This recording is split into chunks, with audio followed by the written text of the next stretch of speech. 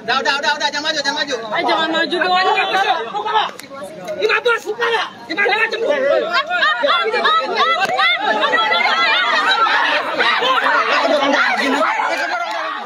Pimpinan Pondok Pesantren Ponpes Al Zaitun, Panji Gumilang, memenuhi panggilan Bareskrim Polri. Panji Gumilang diperiksa terkait dugaan tindak pidana penodaan atau penistaan agama.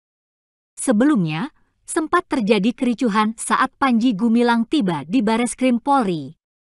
Pantauan Tribunnews.com melalui Panji Gumilang tiba di Bareskrim Polri sekira pukul 13.50 waktu Indonesia Barat.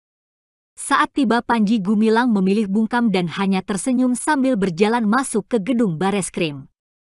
Sempat terjadi saling dorong antara pengawal Panji Gumilang dan awak media yang ingin meliput.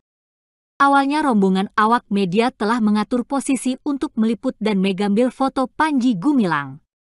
Namun saat Panji mulai mendekati awak media, ada seorang pria berkemeja biru tua yang diduga dari kubu pimpinan Ponpes Al Zaitun itu merekam Panji Gumilang dan menghalangi awak media.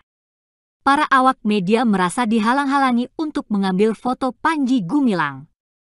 Protes para awak media itu pun tak digubris kubu Panji Gumilang.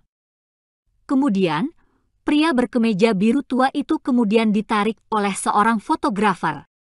Namun, pria tersebut justru memberikan perlawanan. Kericuhan pun tak terelakkan hingga Panji dan sejumlah pengawalnya itu masuk ke dalam gedung Bareskrim. Melihat kericuhan tersebut, Panji Gumilang hanya mengacungkan jempol kepada awak media.